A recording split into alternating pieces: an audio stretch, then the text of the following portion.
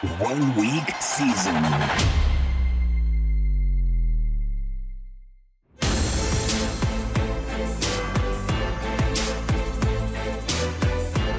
NFL Edge Audio. Buccaneers at Packers. Kickoff Sunday, December 17th, 1 p.m. Eastern. Over-under 41.5. Due to time constraints, the Edge Audio for Bucs at Packers is not available at this time. Please visit oneweekseason.com to read the full game breakdown. Jets at Dolphins. Kickoff Sunday, December 17th, 1 p.m. Eastern. Over-under 37.5. Game overview by Mike Johnson. Zach Wilson came back with a bang, posting his best game of the season in a Week 14 rout of the Texans. These teams met just a couple weeks ago on a short week the day after Thanksgiving, but that game had Tim Boyle at quarterback for the Jets. There are potential weather concerns in the forecast with high winds expected in Miami over the weekend. Miami is playing on a short week after being upset by the Titans on Monday night in a fourth quarter meltdown. The Dolphins are also dealing with several injuries to key players on both sides of the ball, including their skill players. How New York will try to win. The Jets are still fighting this season and scored 30 points last week for only the second time all year. That game was also the first time they had scored more than 16 points since October 15th. After benching Zach Wilson a few weeks ago for the Tim Boyle experience, the Jets came crawling back, and Wilson rewarded them with one of his better games of the season, completing 75% of his passes and breaking the 300-yard mark for the first time all year. The Jets' defense continued its high level of play, and that, combined with a semi-functioning offense, allowed New York to resemble the type of team that many expected entering the season. On the surface, the Jets are out of the playoff race. However, given the nature of the AFC this year, and how many teams have very bad quarterback and injury situations, it's not impossible for the Jets to sneak in if they are able to rattle off 4 straight wins to end the year. Looking at their schedule, this is the big game that stands in their way. Remaining games against the Commanders and Patriots likely have the Jets as favorites, and they also play the Browns, who are on their 4th starting quarterback with mounting defensive injuries. It isn't likely, but stranger things have happened. None of that will matter if the Jets can't find a way to beat the Dolphins this week. Miami's defense has looked very good against weaker opponents this season, but had a meltdown late in the game against the Titans that cost them a victory. The recipe from the Titans could be one that the Jets try to emulate, as the Titans were able to move the ball through the air with their stud number 1 wide receiver DeAndre Hopkins and dynamic pass-catching back Tajay Spears. Garrett Wilson and Breece Hall can also fill those roles, and it's easy to see the comparison of the young gunslinging and inconsistent QBs Will Levis and Zach Wilson. Coming off his best game, a game where the Jets opened things up and let him make plays to get ahead of the sticks, rather than predictable runs that left the Jets in tougher late-down situations, Wilson is the type of streaky QB who could string together some nice games to end the year. Wilson, Hall, and Tyler Conklin will be the focal points of the offense once again, and we should expect New York to try to emulate what worked in Week 14 as far as trusting Wilson more on early downs. The Dolphins blitz at the 4th lowest rate in the NFL and are a team that has shown cracks recently and has several starters battling injuries after already losing star edge rusher Jalen Phillips. Zach Wilson should have time and opportunity to make plays, and the Jets should enter the game expecting to need to score some points against the elite Miami offense. How Miami will try to win. The Dolphins have one of the league's top offenses, but are also a very fragile unit at this point in the season. On Monday night, they came out hot, but an injury to Tyreek Hill left him in and out of the lineup for much of the evening. Raheem Mostert and Jalen Waddle each had injury scares of their own, but ended up being fine. Devon Achane played the entire game, but apparently picked up a toe injury that held him out of practice the first 2 days this week, and which had Mike McDaniel non-committal about his availability for this game. Given Achane's injury issues already this season, his slight frame, and the Dolphins likely taking a long-term approach, it seems likely that he will miss this game. Miami did not score their first offensive touchdown until the 4th quarter Monday night, as the Titans slowed them down by limiting their big plays and pressuring Tua Tagovailoa, sacking him 5 times along with many more pressures. This week, the Dolphins face a Jets team that they played recently and had a lot of success against. It must be noted that the Jets offense was so inept during that first meeting that the Dolphins had the ball a lot and were able to wear down New York's defense. In that game, the Jets offense had the following first half drives: 5 plays, 16 yards, 3 plays, 8 yards, 3 plays, -7 yards, 4 plays, 11 yards, 3 plays, 9 yards, 1 play, pick 6. That is notable because it shows how quickly they were off the field and how quickly the Jets defense was back out there throughout the game. Miami managed only 10 first-half points from their offense, and then the pick six to end the half sparked the avalanche in the second half, resulting in a 34-13 win. This week, they face an entirely different team, as the Jets' offense should at least be somewhat functional, and that should help the Jets' defense perform at their usual high level. That, along with the cloudy statuses around Achane and Hill, cast a lot of doubt on the Dolphins in this spot. Miami's offense focuses on creating opportunities for their very fast playmakers to get the ball in space and do their thing. The Jets have an elite secondary and PFF's number 7 graded pass rush, resulting in a top 3 DVOA pass defense. The Dolphins should be looking to utilize their elite running scheme as the basis for their offense, with some scheme touches in the short areas for Waddle and Hill, assuming Hill is cleared to play. This profiles as a physical and difficult test for the Dolphins, which will only be complicated further if the weather forecast holds with 20+ mile-an-hour winds in Miami on Sunday afternoon. Likeliest game flow. These teams have faced each other once, and the score was wildly lopsided at 34-13, with the on-field product actually feeling less close than that. This should be a very different game with the Dolphins on their heels on a short week and the Jets riding some momentum and offensive confidence. While the game's implied total seems to accurately reflect the offensive questions involved, the 10-point spread seems extreme given the context of how these teams are built and the injury issues Miami is dealing with. Their scheme is built extremely well around the talents of their top players, but if you remove those elite talents from the lineup or they are limited in the uses of those talents, the scheme becomes much more difficult to implement. The Titans were able to bring Miami down by making it a bit of a street fight on Monday night, and we should expect a similar approach from the New York defense this week. The Jets should be able to move the ball and put up some offensive points and extend a few drives, which will keep their elite defense locked in and ahead of the game. Remember, this is the same unit that clipped the Eagles earlier this year and is perfectly capable of executing a similar game plan here. Obviously, there is always the chance of the Dolphins' offense going nuclear if their guys are right, but they have had some stark offensive splits when facing non-divisional opponents as opposed to their familiar AFC East foes. This puts a much lower likelihood of a ceiling game from the Miami offense, which combined with the spark the Jets' offense showed last week should give us a very competitive game. Giants at Saints, kickoff Sunday, December 17th, 1 p.m. Eastern, over-under 39. Game overview by Pappy. The Giants' offense has found new life with Tommy DeVito. They've improved from 11.2 points per game to 20.5 points per game in DeVito's starts. The 6-7 Saints are in a three-way tie for first place in the listless NFC South. This game has a lot of real-life importance for them. Derek Carr is off the injury report for the first time since Week 10.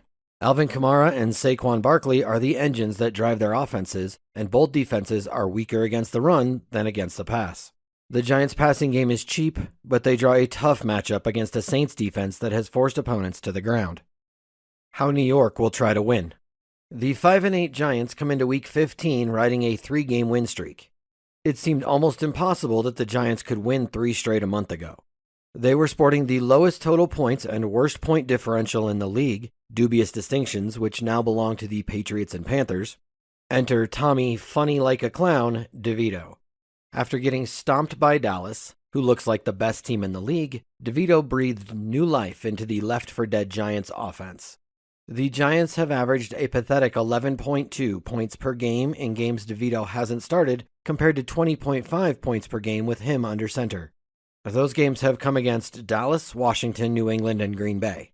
That's not a list of cupcake defenses, and while DeVito is a raw passer, he has been efficient with a 66% completion percentage and a threat with his legs, running a 4.6 40-yard dash. The Giants have sped up under DeVito. They are now 6th in situation neutral pace since he took over, but still rank below average 22nd in pace for the year. His success has been even more impressive when factoring in how poor, 30th ranked per PFF, the Giants' offensive line has been this year. DeVito might not end up being great, or even good as an NFL starter, but he has given the Giants' offense the spark it has been missing all season.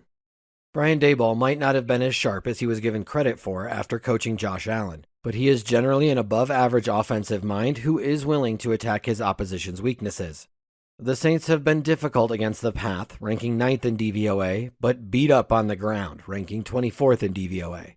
Teams have preferred to run against the Saints, and the Giants are adaptable but prefer to run. They rank 22nd in pass rate over expectation, which raises the chances they use a run-heavy game plan. Dable has limited DeVito's attempts to 27, 26, 25, and 21, which has produced a 3-1 record. Dable wants to let DeVito do just enough to win and doesn't want to risk him turning into a pumpkin. In fairness, DeVito has been okay, 16th ranked PFF passing grade, and the Giants' offense has been notably more explosive, 5th in explosive play rate, since he took over as the starter. DeVito has injected life into the offense, but it's a small sample size, and Dable is savvy enough to know that trying to win on the ground is a smart plan against the Saints. Expect a run-heavy game plan, which should also include using DeVito as a runner. How New Orleans will try to win. The 6-7 Saints ride into Week 15 in a three-way tie for the division lead. Having a losing record doesn't mean you can't win the NFC South. Even though all the NFC South teams are bad, they are equally bad, which makes it one of the more competitive divisions. This game has a lot of real-life importance to the Saints, who could get a home playoff game or miss the playoffs entirely. The Saints are the only team in the NFC South with a positive point differential at plus 24, and with their final two games being against Tampa Bay and Atlanta, the Saints have reason to believe they can win the division. Pete Carmichael Jr. has the Saints playing fast. They rank 6th in total pace, but he continues to use an outdated style of offense that doesn't stress defenses with creative pre-snap motions. After picking up what seems like a new ailment every week, Derek Carr is finally off the injury report. The Saints O-line hasn't done a good job of keeping him upright, 21st ranked per PFF, but they should be up to the task this week against the pitiful 31st in sack percentage Giants pass rush. The Giants have been trampled on the ground, 29th in DVOA, and respectable against the pass, 14th in DVOA, presenting a mini-run funnel. The DVOA numbers don't tell the whole story, since the Giants are also 23rd in yards allowed per pass, which means their entire defense is weak, but they are terrible against the run versus just bad against the pass. The Saints have stayed balanced this year, 18th in PROE, limiting Carr to under 40 passing attempts in every game since Week 7, with Carr only eclipsing 30 pass attempts twice in that span. Taysom Hill missed last week with foot and hand injuries, but was a limited participant early in the practice week and wasn't seen wearing a red non-contact jersey. His presence gives the Saints a power running option and furthers the chances they'll try to win this game on the ground. Carmichael doesn't look like he trusts the Saints' passing game, and this matchup sets up well for the Saints to run. Expect a ground-based approach for the Saints, and for them to stay conservative unless they fall behind by multiple scores. Likeliest game flow. This game has a low total of 39, which makes sense since it pairs two teams who are likely to attack the run defense of their opponent. It makes sense from a real-life football perspective since both teams are stronger at defending the pass, and both teams are also better at running. It would be poor coaching on both sides to come up with anything other than a run-oriented game plan, and for all of both coaching staffs' faults, they are both adaptable. The Saints are a reasonable 6-point home favorite and are likely to control this game mostly on the defensive side of the ball.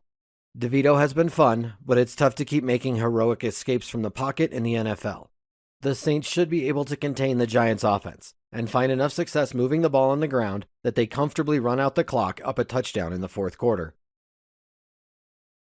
Texans at Titans. Kickoff Sunday, December 17th, 1 p.m. Eastern, over-under 37.5. Due to time constraints, the Edge audio for Texans at Titans is not available at this time. Please visit oneweekseason.com to read the full game breakdown. Falcons at Panthers. Kickoff Sunday, December 17th, 1 p.m. Eastern, over-under 34. Game Overview by Mike Johnson. Atlanta enters this game tied for the division lead and needing a win to improve their playoff chances. 3 of Atlanta's final 4 games are on the road. Last week was a glimpse of what many had hoped for from the Atlanta offense, with all of their stud playmakers, Drake London, Kyle Pitts, and Bijan Robinson, getting involved with some big plays. Carolina's offense continues to look terrible despite their coaching changes. Both teams rank in the bottom 10 in the NFL in pass rate over expectation. This game has the lowest over-under on the Week 15 slate. How Atlanta will try to win. The Falcons had control of the NFC South in their grasp in Week 14 against the Bucs, but their defense failed them and let Tampa Bay march down the field for a game-winning touchdown in the fourth quarter. Atlanta is now in a 3-way tie for the divisional lead with 4 games to play and will end the season with a showdown with New Orleans in the Superdome. The Falcons have arguably the easiest schedule remaining of the trio and are relatively healthy right now. If they can get out of their own way and take care of business, they have a great chance to advance, or at least to control their own destiny when they face the Saints in Week 18. All of that will start with this week's matchup against a Carolina team that is lapping the field at the bottom of the NFL's standings this season. The Panthers' run defense has struggled all season, and the Falcons prefer to be a run-leaning team whenever possible. They jacked up their passing rate last week against the Bucs, who everyone tries to throw on, but we should expect a ground-focused attack from Atlanta in this matchup, as they should feel they can have success in that area and are unlikely to feel much pressure to force the issue through the air against an inept Carolina offense. Falcons quarterback Desmond Ridder had a nice statistical game in Week 14 and made some great plays in their comeback attempt, but has been prone to mistakes with wildly inconsistent play throughout his career. Head coach Arthur Smith is notably conservative, and the mindset of Atlanta entering this matchup is very likely to be that they just need to be solid and not give it away. When Atlanta does pass, I would expect their tight ends and running backs to be busy as they look to provide easy opportunities for Ridder and limit his need to take chances. Drake London is coming off a huge game in Week 14, but the Panthers secondary has some solid personnel on the perimeter and hasn't been a unit that has given up a ton of production this season through the air, in large part because teams have been able to run so easily against them.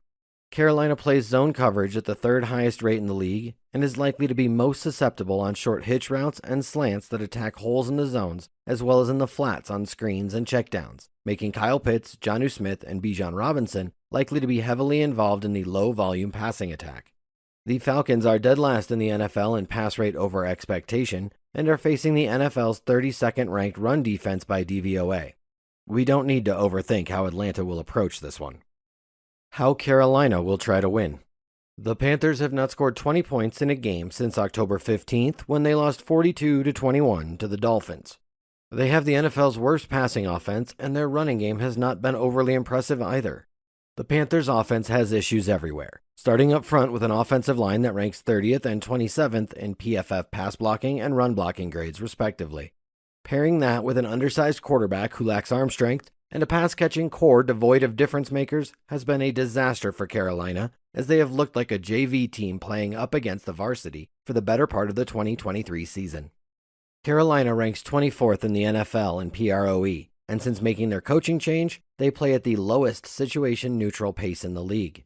In last week's drubbing at the hands of the Saints, Carolina remained run-heavy and did not pick up the pace with no huddle, despite being down by 2 scores for the last 49 minutes of the game. It was legitimately difficult to watch, as there does not seem to be any urgency to compete or make big plays to keep themselves in the game. I guess it makes sense that they are just trying to keep from being completely embarrassed out there and or breaking Bryce Young. This season is lost, and if they are as outmatched from a personnel standpoint as it appears, trying to force the issue with Young could cause irreparable damage to his confidence moving forward. The Falcons secondary has been beatable this year, ranking 30th in pass defense DVOA, and their pass rush is ranked 28th in PFF pass rush grade. This gives some hope that Young might be able to improve some in his efficiency this week, even if the main plan is going to be to run the ball into the brick wall of a solid Falcons run defense. Atlanta mixes up their coverages, ranking in the middle of the league in both man and zone coverage rates. Adam Thielen and Jonathan Mingo are the primary receiving targets and have combined for about half of the team's targets recently, a trend that we should expect to continue going forward, frankly due to the team's lack of other viable options. Carolina sent a clear message last week that their approach right now is to just get this nightmare of a season over with as quickly as possible and regroup for next year.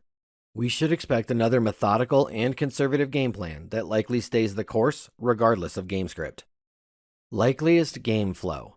This game feels like it has a good chance of living up to its billing as the game with the lowest over-under on the slate. The Falcons are a team that can open things up when the matchup or game environment calls for it, but they prefer to run the ball and have the perfect matchup for it here. Carolina's offense has been inept all season, and the only clear way that I would see that changing in this spot would be through Atlanta turnovers. Considering how conservative the Falcons' game plan might be in this spot, turnovers will likely be hard to come by. The most likely outcome for this game is something like we saw in the Panthers game against the Saints last week, an ugly 28-6 Saints victory with limited offensive production, or the Falcons game against the Jets with Tim Boyle under center a couple of weeks ago, a 13-8 Falcons win where they knew their bar for points was so low that they played for ball control and field position and just let the Jets beat themselves. In either regard, the Panthers' offense appears to be getting worse as the season wears on, and really this game feels like its range of outcomes is ugly and super low scoring to Falcons dominate in boring fashion. Chiefs at Patriots. Kickoff Sunday, December 17th, 1 p.m. Eastern, over-under 37. Due to time constraints, the Edge audio for the Chiefs at Patriots is not available at this time. Please visit oneweekseason.com for the full game breakdown. Cowboys at Bills. Kickoff Sunday, December 17th, 4:25 p.m. Eastern, over-under 50.5. Game Overview by Mike Johnson. Another week, another high-profile matchup in the late afternoon window on an NFL Sunday. Two aggressive passing offenses face off in a game with enormous playoff implications for both sides. Dak Prescott and Josh Allen rank first and second in the NFL among QBs in expected points added. The Bills are averaging 29 points per game since changing their offensive coordinator, while the Cowboys are averaging 38 points per game since opening up their offense following their Week 7 bye. This game sets up well for the tight ends and running backs of the Bills, as well as the receivers of the Cowboys. How Buffalo will try to win. The Bills got back over 500 with a huge win in Arrowhead over the Chiefs last week, and are now one of 6 AFC teams with a 7-6 record entering Week 14. This game represents the end of a brutal 3-game stretch for Buffalo where they played the Eagles, Chiefs, and now the Cowboys. If not for a 58-yard field goal in the rain at the end of regulation and a missed chance for a game-winning touchdown in overtime, the Bills would be one game away from going undefeated during that stretch.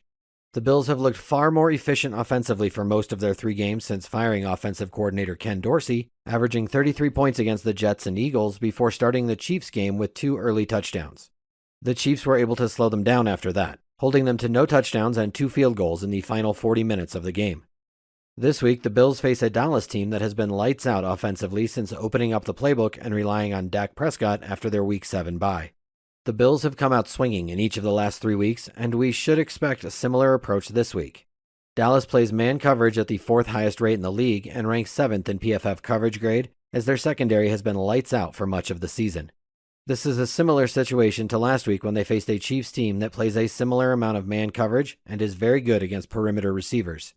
This game once again profiles as a spot where the Bills will likely lean heavily on Josh Allen both on the ground and through the air, with the ball likely to be funneled to the middle of the field through their running backs, tight ends, and slot receivers. Buffalo has a solid defense, but the Cowboys have been torching everyone lately, and the Bills will need to enter this game with an aggressive mindset and chasing points. Last week against the Chiefs, they were able to coast a bit after building a lead, as the Chiefs' 2023 offensive struggles continued. This week, there will likely be no such luxury, as the Cowboys have been arguably the hottest offense in football over the last half of the season. The 49ers are really the only other team in the conversation with them. Buffalo ranks 4th in the NFL in pass rate over expectation, and the Cowboys are facing the 4th highest opponent's pass rate over the last 4 weeks. Expect the Bills to lean on their franchise quarterback once again in what amounts to a must-win game that would set Buffalo up perfectly for a playoff run and potentially a Week 18 showdown with the Dolphins for the AFC East crown. How Dallas will try to win. Dallas changed their identity coming out of their bye week, putting the ball in the hands of Dak Prescott and raising their pass rate as well as how aggressive they push the ball down the field and the tempo they play with. Dallas ranks among the league leaders in both situation-neutral pace of play and pass rate over expectation. Dak Prescott has rewarded the Cowboys for their trust in him by playing at an MVP caliber level and putting Dallas in a 3-way tie atop the NFC with the Eagles and 49ers. The Cowboys have a very difficult schedule remaining, as they face the Dolphins and Lions over the next 2 weeks before closing out the year against the Commanders. The Cowboys made short work of the Eagles last week and should enter Buffalo extremely confident that they can get it done once again. The Bills' defense showed its vulnerability in Week 12 against the Eagles as their elite wide receivers made big plays to keep them in the game, while Jalen Hurts made plays with his legs. CeeDee Lamb and Brandon Cooks should have opportunities to make plays against the Bills' man coverage, while tight end Jake Ferguson is a perfect fit for attacking the Bills in the middle of the field when they play zone. Buffalo mixes up their coverage looks, ranking 16th in the league in man coverage rate and 17th in zone coverage rate. Dak Prescott has been absolutely on point this season and should be able to identify the Bills' coverages and attack them in the optimal way regardless of how they play them. On the ground, the Cowboys got Rico Dowdle more involved last week and moved Tony Pollard into a role that more closely resembled his 22 role than how he has been used this year. Pollard set a season high with 8 targets to go with his 16 carries, and Dowdle also set a season high with 12 carries, including 7 in the first half. It isn't like Dallas was just feeding him once the game was in hand. This could potentially unlock yet another level of the Dallas offense if they are able to get Pollard back to the efficient and explosive back we saw in 2022 by being more calculated in their usage of him. Buffalo's run defense ranks 29th out of 32 teams in yards per carry allowed, and the threat of the Dallas passing game should open up lanes for both Dallas backs. The Cowboys are in great position to finally make that elusive playoff run, and it has been their aggressiveness on both sides of the ball that has gotten them this far. We shouldn't expect that to change now. Likeliest game flow. There is a case to be made that these two teams are playing the best football in the league right now outside of San Francisco. Buffalo beat the Chiefs in Arrowhead and really should have beaten the Eagles the week before that. The Dallas offense is averaging an incredible 38 points per game over the last 7 games and is coming off a dominating performance against the Eagles. This game has all the ingredients for a shootout, and, as we often talk about, both teams are likely to enter the game feeling pressure to be aggressive and get points on the board early. The respective pass rates and tempo of both offenses leads us to a situation where we should have a lot of plays with talented players being put in position to make things happen. Dallas is the team more likely to get ahead thanks to their opportunistic defense and an offense that appears to be in better position for explosive plays. While Buffalo has shown they can move the ball on most anyone, the areas that they seem to have an advantage will require them to be more methodical in moving the ball down the field. Dallas, on the other hand, seems to be in a position where they will have opportunities to make big plays regardless of how the Bills' defense plays them. Buffalo has dealt with injuries in their secondary all year, and the absence of veteran safety Micah Hyde will undoubtedly create more issues for them on the back end. Once again, the Bills have been fine defensively against teams with lesser perimeter and downfield threats, but when facing talented units, it opens them up in all areas of the field. Barring any excessive weather issues, we are likely in store for an entertaining and fast-paced matchup between the NFL's best-performing QBs of the 23 season, according to EPA metrics. The Bears at the Browns. Kickoff Sunday, December 17th at 1 p.m. Eastern, with an over-under of 38.5. Game Overview by Mike Johnson. The Bears appear to be peaking late in the season as they have won 3 of their last 4 games. The Browns have won games with 4 different starting quarterbacks this season, which feels like it has to be some sort of record. Cleveland has retooled their offense with Joe Flacco under center, shifting from an incredibly run-heavy unit to a team that has attempted 89 passes in the last 2 weeks. Both of these teams rank near the bottom of the league in pass rate over expectation, but have been airing it out more recently. The Browns have the league's number 1 ranked defense, but are battling a lot of injuries right now, and have given up 63 points in the last 2 weeks. How Chicago will try to win. The Bears emerged from their Week 13 bye and were aggressive and efficient in their victory over the Lions, as they held Detroit scoreless in the second half en route to a 28-13 victory. Chicago's defense has emerged as a strong point lately, and this has improved significantly since acquiring Montez Sweat at the trade deadline. Last week, the Bears also threw at a pass rate above their expected rate and found success.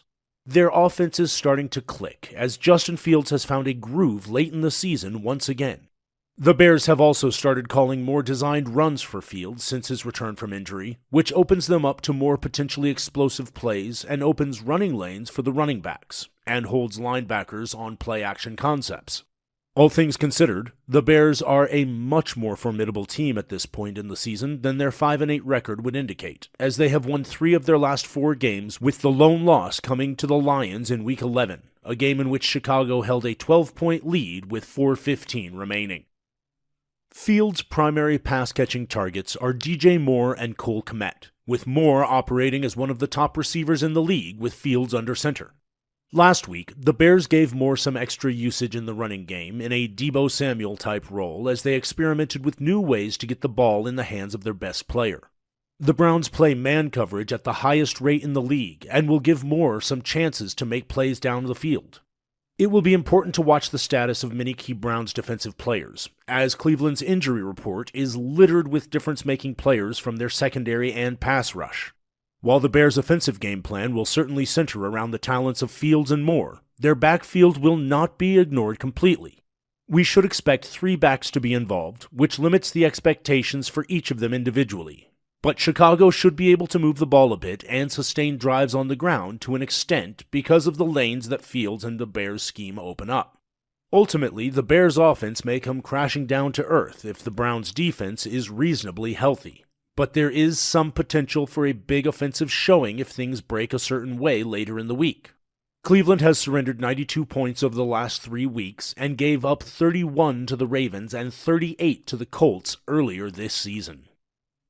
How Cleveland will try to win. The Browns have won games with 4 different starting quarterbacks this season, which is a testament to their elite defense as well as the coaching acumen of Kevin Stefanski. The most recent change has been to roll with veteran Joe Flacco and has entailed altering the overall offensive approach much more than the previous changes. While we could talk at length about the different levels of QB that Deshaun Watson, PJ Walker, and Dorian Thompson-Robinson are, the reality is that the Browns were able to maintain a similar playing style, play calling, and concepts regardless of which of them were under center. The change to Flacco, a far less mobile option and more advanced passer than his predecessors, has moved Cleveland to a more conventional offense that utilizes its pass catchers at a higher rate. This week, the Browns face a Bears defense that has been improving over the second half of the season and has been very good against the run, in particular. Since the insertion of Flacco at quarterback just 2 weeks ago, several Browns pass catchers have shown spikes in terms of usage and/or efficiency. David Njoku had his best game of the season in Week 14 against the Jaguars, while Amari Cooper set a season high in targets and tied his season high in reception. Meanwhile, Elijah Moore set a season high with 12 targets in Week 13 while setting the NFL season high for air yards in a game. Flacco isn't just throwing it either. He is pushing the ball downfield at an incredible rate. He is averaging 9.9 intended air yards per pass attempt, which would lead the NFL if he had thrown enough passes to qualify. While that number may come down a bit as more volume is added to the mix, there is little doubt that the Browns are going to continue chucking it, and they have an underrated receiving core in terms of talent as well. Chicago faces the 5th highest opponent pass rate in the NFL, which is especially significant when you consider how many games the Bears were blown out in earlier in the season, where teams didn't have to pass against them. Adding to all of this is the fact that starting running back Jerome Ford is battling an injury that may limit him or hold him out. We should expect a similar game plan from the Browns this week as they had last week, with a high volume of passing, and it will just be a matter of how efficient they can be. Likeliest game flow. This section is where we talk about the outcome that is most likely to play out, but frankly, there is a huge range of outcomes in this game. Could we see a Joe Flacco versus Justin Fields back-and-forth shootout? Potentially. Could we see the Browns' top-ranked defense dominate at home while the Bears' improved defense brings Flacco back down to earth? Absolutely. As is usually the case, the most likely game flow probably lies somewhere in the middle, but I'll be kind of surprised if we do get that middle-of-the-road type of game. My lean tends to be that this game can get a bit wild, as there is a fun combination of an aggressive downfield passing team, Cleveland, facing a good run defense on one side, and a team with explosive weapons, Fields and Moore, facing a defense that has a ton of injuries and plays a style that opens itself up to big plays. All things considered, this is one of the more intriguing spots on the slate. The 49ers at the Cardinals. Kickoff Sunday, December 17th at 4:05 p.m. Eastern, with an over-under of 48. Game Overview by Mike Johnson. This is a rematch of an early season game in which Christian McCaffrey went nuts and the 49ers dominated. The 49ers continue to be an unstoppable offense at full strength, scoring 27 or more points in every game this year where all of their key skill players start and finish. Arizona's defense has held its own against struggling offenses, but has been destroyed by solid units with good personnel. The Cardinals have a 2-2 record since Kyler Murray's return and are looking to continue growth as a franchise under first-year head coach Jonathan Gannon.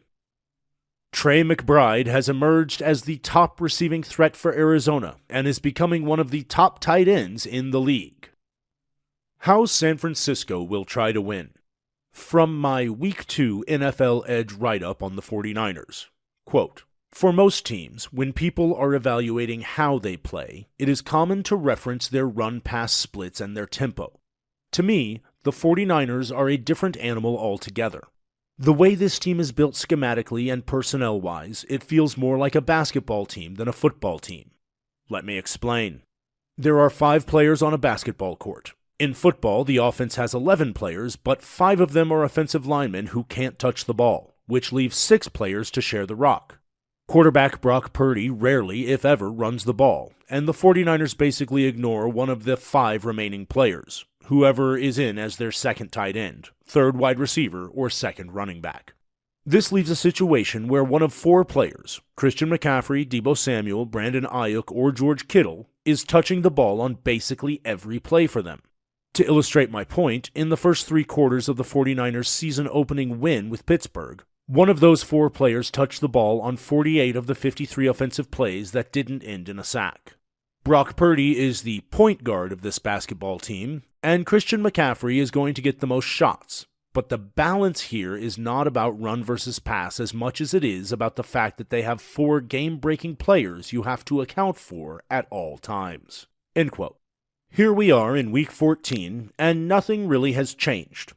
The 49ers had 50 combined rush and pass attempts last week against the Seahawks. Of those 50 plays, there were only 7 times where the ball went to someone outside Purdy and the Big Four for San Francisco. 3 of those 7 plays were runs by backup running back Jordan Mason when the 49ers were up 12 points with less than 2 minutes remaining.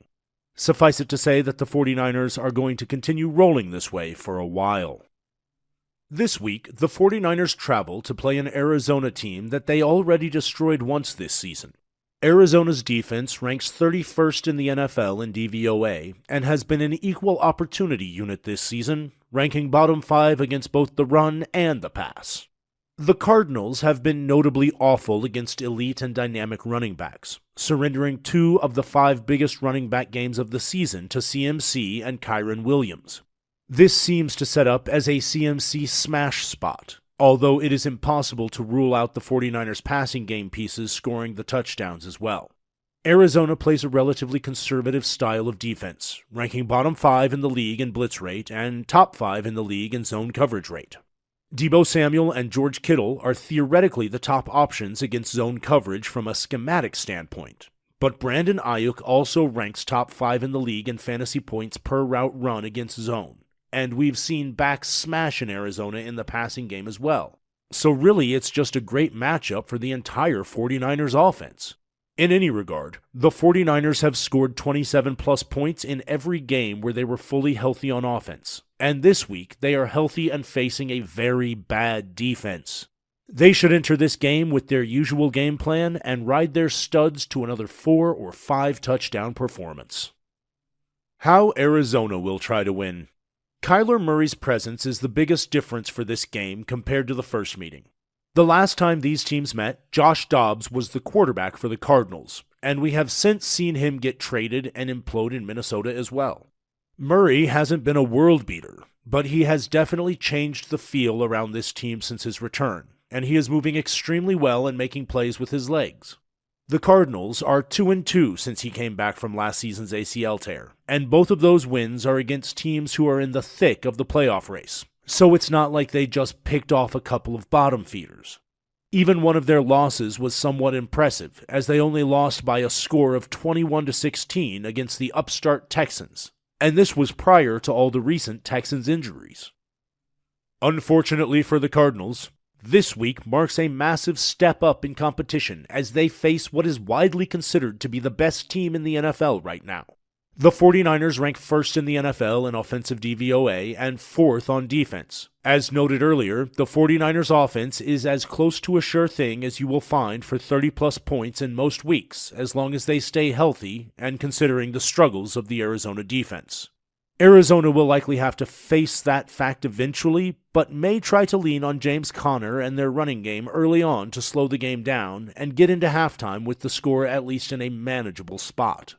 Trey McBride will likely be heavily involved as he is already the top pass-catching option for Arizona, and the 49ers' perimeter defense is terrific.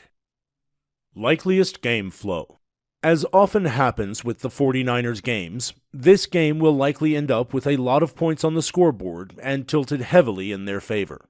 That being said, it may take a little while to get there. The 49ers offense isn't one that forces the ball downfield or ever feels rushed to make explosive plays to put points on the board. They know they will get there eventually and sometimes are calling plays early in the game to set up explosive opportunities for later. This is especially true as opposing defenses enter with a fearful mindset and are cautiously trying to avoid those big plays early, so it takes some feeling out before they strike sometimes. With that in mind, and with Arizona likely to play things close to the vest as long as they can, we could have a low-scoring first half if the 49ers don't have anyone break loose for big plays. This is the best offense in football, however, and they have 4 incredibly gifted playmakers. The soft coverage of the Cardinals letting Brock Purdy get the ball to his guys in space easily and regularly seems like a recipe for disaster. The 49ers have a dominant personnel advantage in the secondary, which should allow them to sell out against the run and give extra attention to McBride, which will leave everything on Kyler Murray to move the ball for Arizona's offense and keep this game even remotely competitive. The Commanders at the Rams. Kickoff Sunday, December 17th at 4:05 p.m. Eastern, with an over-under of 50.5. Game Overview by Mike Johnson. Washington's pass defense has been abysmal this season, and there appears to be no end in sight. The Rams almost pulled off a huge upset in Baltimore last week, and their offense appears to be clicking on all cylinders, scoring 30-plus points in 3 straight games. Kyren Williams has one of the best workloads of any running back in the league. The Commanders' offense has been extraordinarily pass-heavy so far this season, but was noticeably more conservative the last time we saw them in a Week 13 loss to the Dolphins. This game is one of 2 spots on the Week 15 slate with an over-under of 50 or higher. How Washington will try to win. The Commanders have been a source of offensive fireworks this season thanks to their offense throwing the ball at the 3rd highest PROE in the league and their defense being the worst in the league against the pass. In a strange turn of events, however, we saw the Commanders start running the ball at the highest frequency we've seen all year in their Week 13 loss to the Dolphins. Despite falling behind early and by a significant margin, the Commanders had more rush attempts than pass attempts for the first time this season.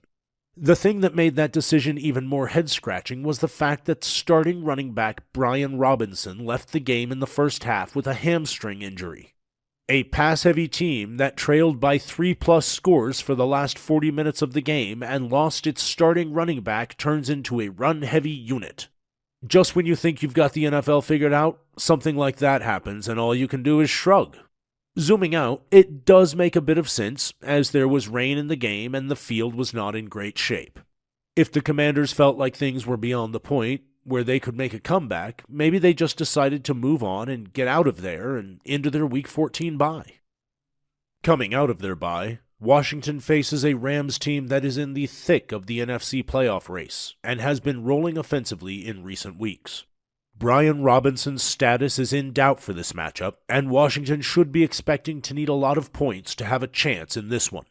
The Rams' defense ranks bottom 10 in PFF pass rush grade while having the worst coverage grade of any secondary in the league. Los Angeles plays a high amount of zone coverage and also ranks 27th out of the 32 teams in quarterback pressure rate. This is helpful for the Commanders, who have given up the 2nd most quarterback sacks in the NFL through Week 14. Considering the fact that Washington has been very pass-heavy for most of the season, the weather will be pristine in Los Angeles on Sunday, their best runner is likely to miss the game, and the matchup indicates they will be able to protect the quarterback better than usual. This sets up as a spot where the Commanders can let Sam Howell rip through the air once again. While the Commanders' usage of their skill players has been frustrating for fantasy, and it is hard to project any specific players for a lot of volume, the team as a whole will almost certainly have a lot of opportunities as they are unlikely to move the ball well on the ground, and they will enter the game with a pass-heavy mindset, or be pushed into that mode quickly due to their leaky defense. How Los Angeles will try to win. The Rams played an outstanding game in Baltimore last week and dropped 31 points on Baltimore's number 2 ranked defense by DVOA. That makes 2 straight weeks that Los Angeles lit up the scoreboards against a top 2 ranked defense, as they dropped 36 on the top-ranked Browns defense the week before. The week prior to that, they hung 37 points and 457 yards from scrimmage on the Cardinals in a rout. Suffice it to say, the Rams' offense is rolling right now. A big part of that resurgence has been thanks to the return of Kyren Williams, after he missed 4 games with an ankle injury. The Rams have been more balanced and have benefited from an increased efficiency in the running game, as well as what it has done to open up their passing game and put them in more favorable down and distance situations. As we look at this matchup for Los Angeles, it is important to understand the context of head coach Sean McVay's offense. While Matthew Stafford is playing terrific football and they have 2 elite wide receivers, this offense is built around their running game. The running game concepts and how they fit in with the route concepts are so critical for this team, as the scheme itself opens things up for players most of the time rather than leaving guys on an island and hoping they win. The reason this is critical is that this game is more complex than Washington's pass defense is trash, so the Rams will come out chucking it. The reality is that the Rams are going to have a relatively balanced attack from the outset of this game because they have to, if they want to light up the Commanders on the back end as the game progresses. Granted, there is a chance the Commanders are bad enough on the back end that a balanced Rams attack is able to have chunk plays through the air right off the bat. But it is notable that they are highly unlikely to just enter the game and throw it on 80% of the plays on their first possession.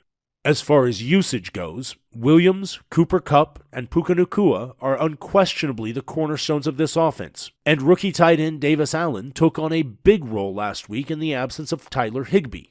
Kupp and Nacua are both favorites to see double-digit targets this week, and Williams is likely to touch the ball somewhere in the range of 25 times once again. Washington's run defense has been solid this year, ranking 8th in DVOA, so it wouldn't be shocking for the Rams to get Williams more involved in the passing game as an alternative means of moving the ball through their backfield. Williams had a huge game receiving just 3 weeks ago against the Cardinals. Likeliest game flow. Washington's defense has been abysmal this year, and it has only gotten worse since trading away their top 2 edge rushers. Shocking, I know. The Commanders are likely to be pushed once again by the Rams and should have more success in their response in this game than they did the last time we saw them against the Dolphins. This game has the potential to take off if the Commanders are able to find some semblance of offensive success to continue to push the Rams. Los Angeles has scored 30-plus points in 3 straight weeks, twice against defenses of Cleveland and Baltimore, which are much more difficult than what Washington will bring to town. The Rams are a high-confidence bet to score 30-plus points once again this week, and the real question is whether or not the Commanders can hold up their end of the bargain. Washington hasn't scored 20 points in a game in over a month, but has the chance this week to take advantage of a solid matchup against a team that should give them some easy opportunities for yardage thanks to their low pressure rate and soft zone coverages. Neither team plays at a particularly high tempo, so this game is unlikely to take off right away and may be a slow-building first half. Eventually, though, the dam is likely to burst for the Washington defense, and the Rams should put up a very respectable offensive showing. The Commanders are likely to see more early-game offensive success this week than they have in most of their recent games, which could serve to push this game to some really fun levels.